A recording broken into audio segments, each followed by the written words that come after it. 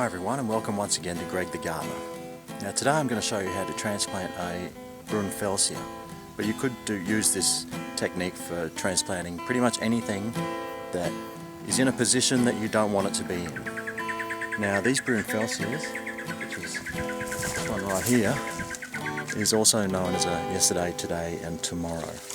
They get these beautiful purple and white flowers all over them. And they have a really strong perfume too, and they're a really beautiful plant, and you can hedge them and shape them, do whatever you want with them really, and they're very tough. Now these plants send out a sucker root which creeps out from the base, and from this new shoots pop up. So what I'm going to do is show you how to transplant one of these new shoots that's popped up from the main root. Let me show you. So there's the main plant. This is supposed to be the dwarf variety. It's about 1.5 meters. Now you can see here's another one that's just popped up there. There's another one here that's popped up. Another one there, there, and a little one at the front here.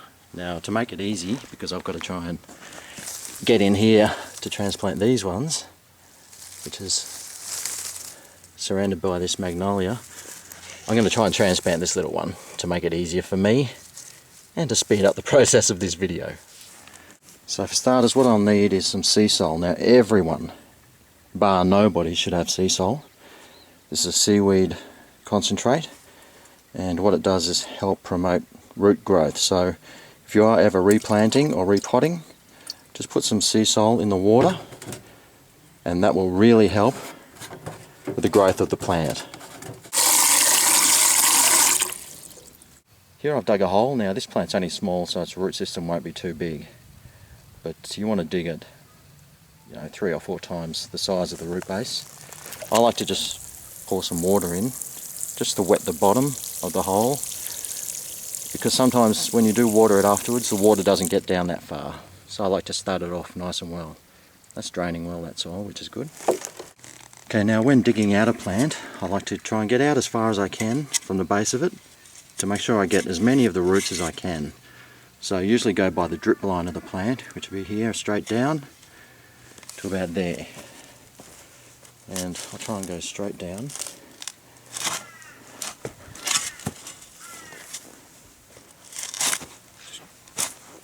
Just go around in circles. I'm going to be hindered by the back side of this plant because of the other plant growing there. I'll just gently ease that up.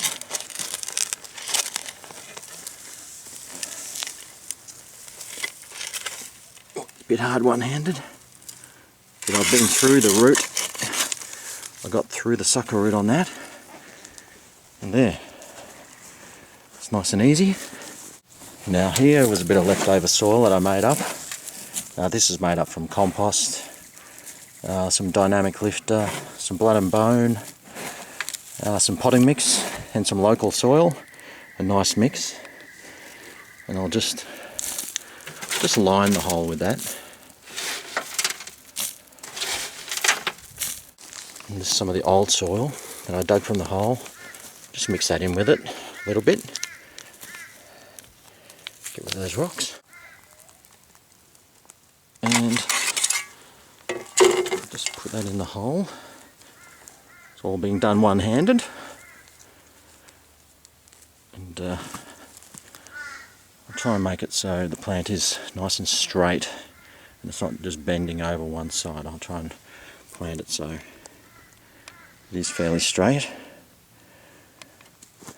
and then I'll just push some of this remaining soil on the top like that, which is what I dug out of the hole. Back to my private stash.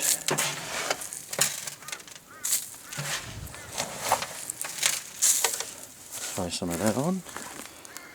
Now, what I'll do to put the plant in, I'll just gently circle the plant like this. I'm not going to put too much weight on it. Don't want to crush the roots. So it's pretty good. This is actually on a bit of a slope here, so I'll sort of just build a bit of a retainer up there to slow the water down, because it's going to drain pretty quickly. Right, well that was pretty easy actually. Now the last thing to do is water it in with the sea salt. So give it a good drenching. Pour it on, let it sink in. Pour a bit more on. Let that sink in. And just keep repeating that. I think this can holds about 9 litres, so I'll probably put half a can of that on. And that's still soaking in, so that's great.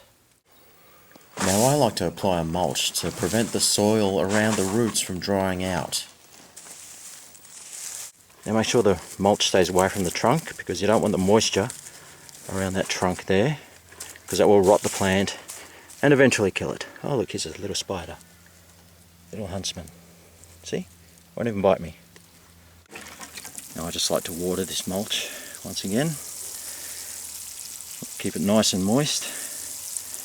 And that, my friends, is transplanting a simple plant from one spot to another.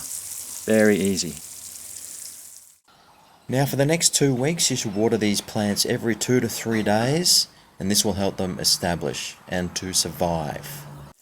There you go, all done, and one-handed too. Okay, something else you might want to do if your plant's on a bit of a lean is, I've got this piece of bamboo stake here, and I'll just stick that in as deep as it'll go next to this plant. Then I'll just tie the top of that plant around this post, and that'll keep that growing up nice and straight. And then later on you can remove this once it's all settled in.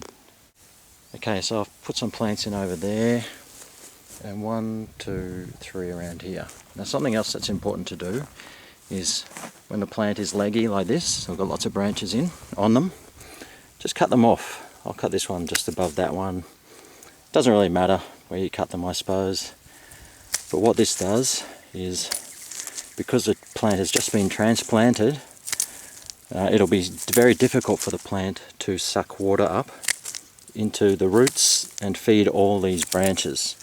So what you want to do is just get rid of most of these branches and